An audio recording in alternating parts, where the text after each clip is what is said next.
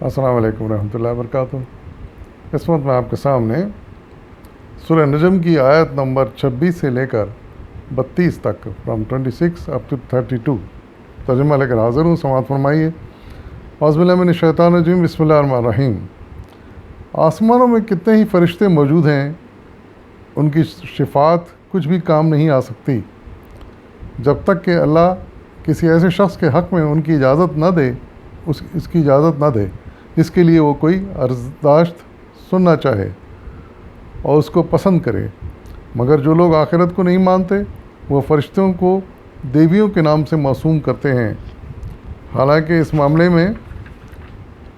کوئی بھی علم انہیں حاصل نہیں ہے۔ وہ محض گمان کی پیروی کر رہے ہیں، اور گمان حق کی جگہ کچھ بھی کام نہیں دے سکتا۔ پس اے نبی صلی اللہ علیہ وسلم، جو شخص ہمارے ذکر سے منہ پھیرتا ہے اور دنیا کی زندگی کے سوا جسے کچھ مطلوب نہیں ہے، اسے اس کے حال پر چھوڑ دو۔ ان لوگوں کا مبلغ علم بس یہی کچھ ہے۔ یہ بات تیرے رب ہی سے زیادہ جانتا ہے کہ اس راستے سے کون بھٹک گیا ہے اور کون سیدھے راستے پر ہے، اور زمین و آسمان کی ہر چیز کا مالک اللہ ہے، تاکہ اللہ برائی کرنے والوں کو ان کے عمل کا بدلہ دے اور ان لوگوں کو اچھی جزا سے نوازے جنہوں نے نیک رویہ اختیار کیا ہے، جو بڑے بڑے گناہوں اور کھلے کھلے قبیح افعال سے پرہیز کرتے ہیں، الا یہ کہ کچھ قصور ان سے سرزد ہو جائے۔ بلا شبہ تیرے رب کا دامن مغفرت بہت وسیع ہے۔ وہ تمہیں اس وقت سے خوب جانتا ہے جب اس نے زمین سے تمہیں پیدا کیا اور جب تم اپنی ماؤں کے پیٹوں میں ابھی جنین میں ہی تھے۔ پس اے نفس کی پاکی کے دعوے نہ کرو،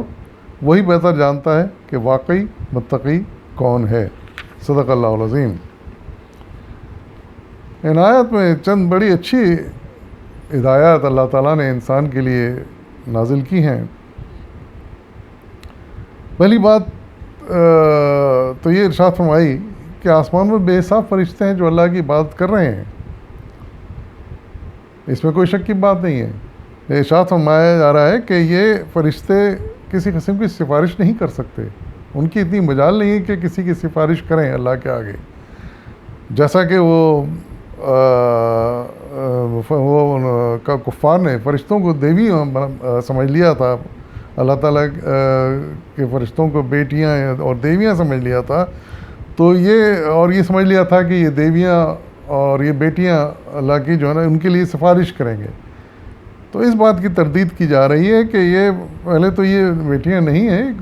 اللہ کی سراسر نالائقی کی بات ہے، اور دوسری بات یہ ہے کہ یہ ان میں سے کسی کی سفارش اللہ قبول نہیں کر سکتا جب تک کہ اللہ تعالیٰ خود نہ چاہے۔ تو اتنے فرشتے بھی کسی کی سفارش کرنے کی جرات نہیں کر سکتا کہ اللہ کے آگے، سوائے اللہ کی اجازت کے۔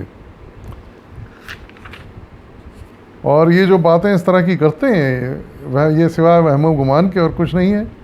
ان کا حق سے کوئی تعلق نہیں ہے۔ پھر ارشاد فرمایا جا رہا ہے کہ جو بھی ہمارے ذکر سے منہ پھیرتا ہے اس کو اس کے حال پہ چھوڑ دو۔ حقیقت یہ ہے کہ وہ صرف دنیا داری میں لگا ہوا ہے، اس کو دنیا ہی عزیز ہے،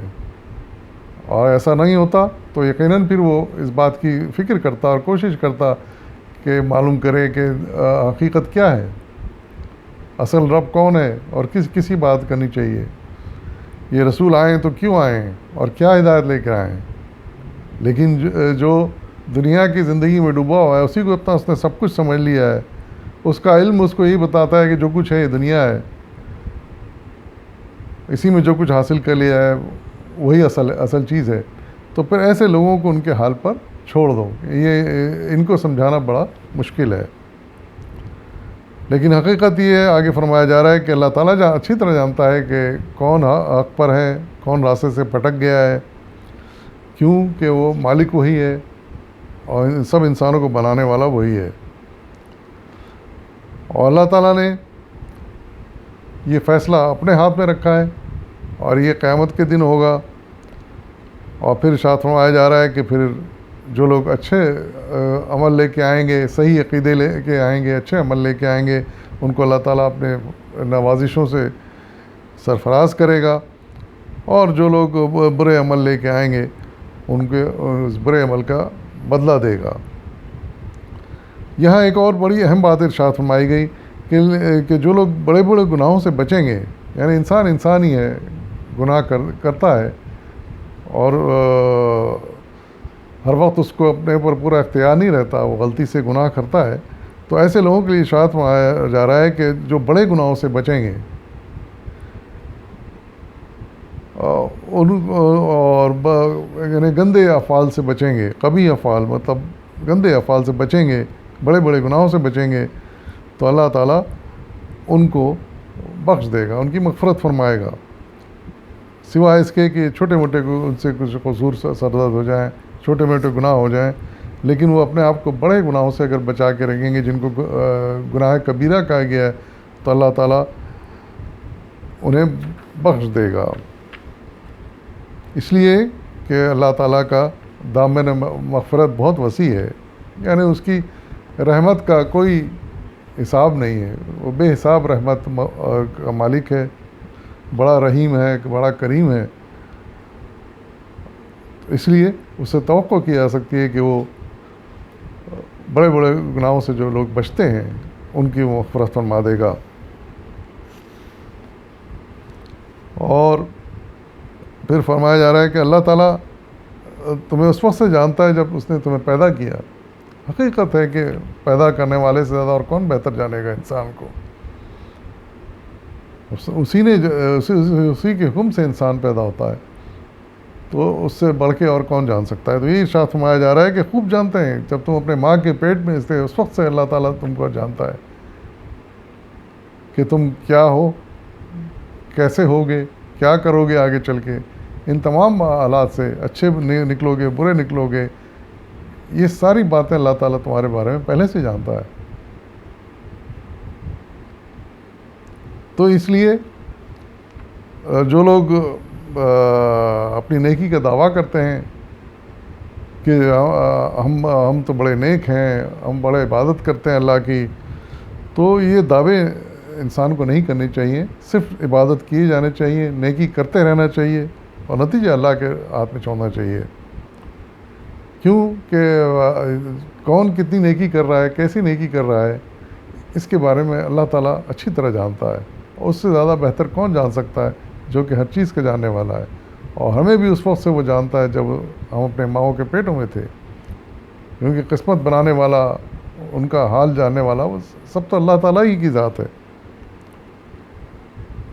تو اس لیے اس بارے میں کسی کو نیکی کا دعویٰ نہیں کرنا چاہیے،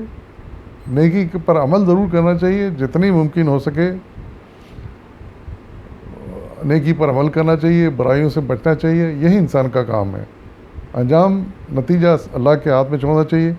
کیونکہ وہ بہتر جاننے والا اور بہتر فیصلہ کرنے والا ہے، اور جو بھی فیصلہ کرے گا وہ حق کے مطابق ہوگا، وہ بالکل اس کے علم کے مطابق ہوگا جو اس کے پاس شروع سے ہے انسان کے بارے میں۔ وآخر دعوانا والحمد للہ رب العالمین۔